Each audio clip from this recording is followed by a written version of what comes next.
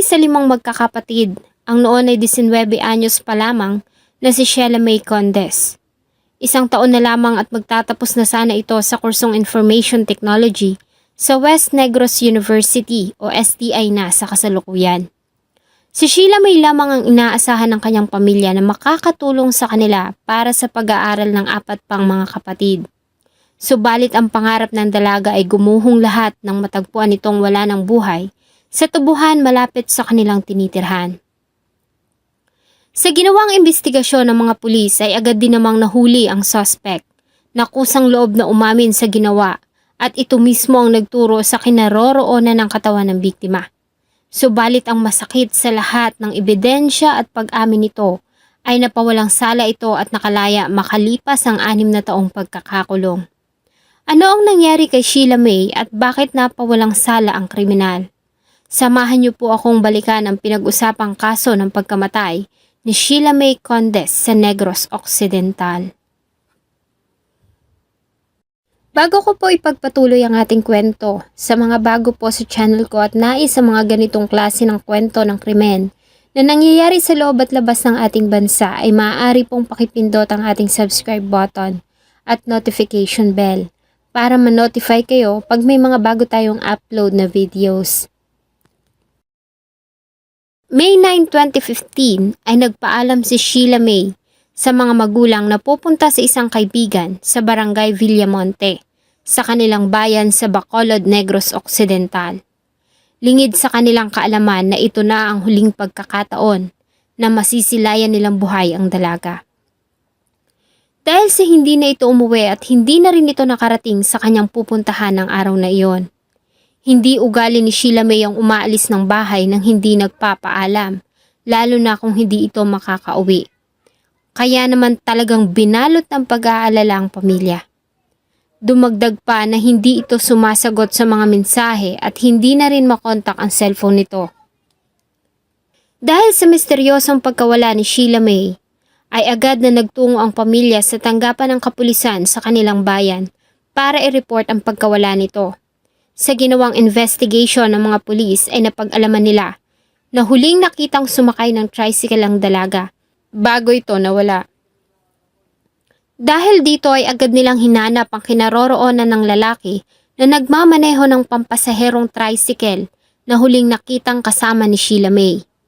Subalit nagtaka sila dahil sa hindi nila matagpuan ang nasabing lalaki sa tinitirhan nito at wala din ito sa vicinity ng lugar kung saan ito namamasada. Dahil sa kahinahinalang pagkawala ni Sheila May at ng lalaking huling nakitang kasama nito ay itinuring itong person of interest ng kapulisan, kaya naman ay agad nila itong hinanap.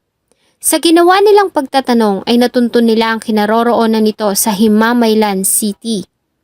Sa pagkakatagpo nila sa person of interest na si Ricardo Iyawan, ay nakuha nila sa possession nito ang cellphone ni Sheila May Condes sa bahay nito sa Sitio Tabingi, Barangay Poblacion, Zone 3, Lungsod ng Himamaylan.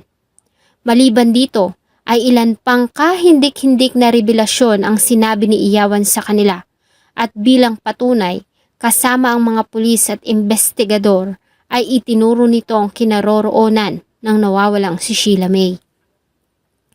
Natagpuan nila ang katawan ni Sheila May sa tubuhan sa Hacienda Sagrado na matatagpuan sa Barangay Estefania, Bacolod City noong May 14, 2015, 5 araw matapos ang misteryoso nitong pagkawala. Wala itong suot na damit at nakabuka ang 2 paa. Nakatali ang mga kamay ng kanyang panloob na kasuotan at dahil nga 5 araw na, ay nasa advanced decomposition na ang katawan.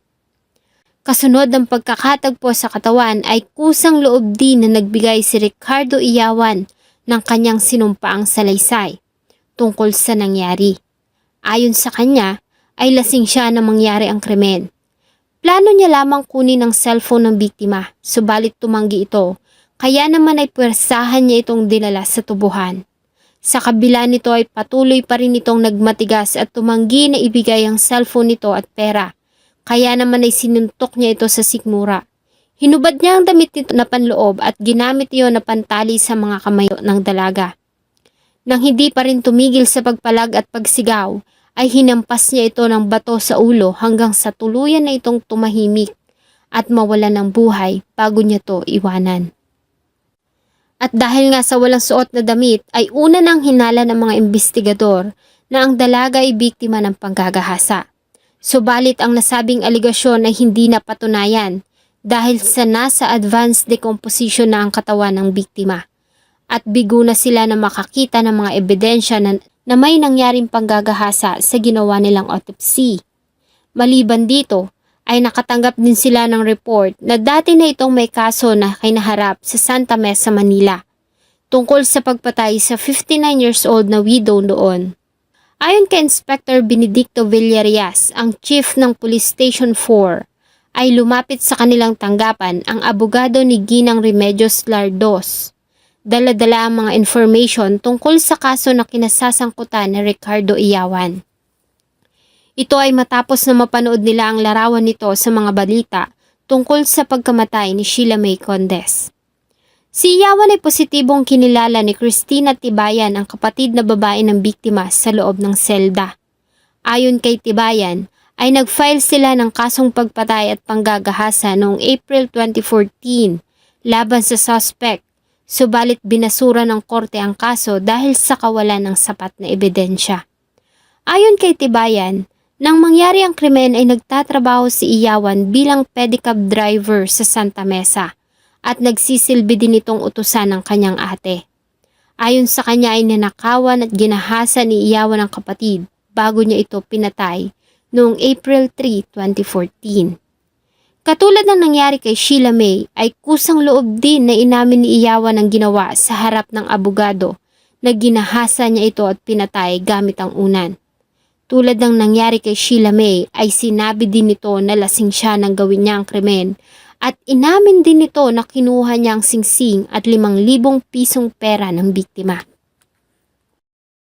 Sa nangyari kay Sheila May ay nagkaroon sila ng pag-asa na mabigyan ng hustisya ang nangyari sa nakatatandang kapatid, kaya naman kasabay ng pagsasampa ng kasong pagnanakaw at pagpatay kay Sheila May Condes ay muli nilang binuksan ang kaso sa pangalawang pagkakataon noong May 27, 2015 sa Prosecutor's Office ng Bacolod. At dahil nga walang warrant of arrest ay naglapse na ang reglementary period of arrest ni Iyawan. Kaya naman ay dapat na itong pansamantalang palayain, subalit nagdesisyon nito na manatili sa Police Station 4 dahil sa takot para sa sariling kaligtasan. Hanggang sa maglabas ng warrant of arrest with no bail, si Judge Pipito Gilada ng Bacolod Regional Trial Court Branch 53 noong May 29, 2015. Mula sa Police Station 4 ay inilipat sa Bureau of Jail Management and Penology si Iyawan sa parehong araw. Habang nasa loob ng BGMP, noong June 2, 2015 ay muling naging laman ng balita ang pangalan ni Iyawan nang masaksak ito sa loob ng kulungan. Agad naman itong naidala sa Corazon Locsin Montelibano Memorial Regional Hospital at sa kabila ng malalang sugat na natamo ay nagawa naman ito itong malampasan.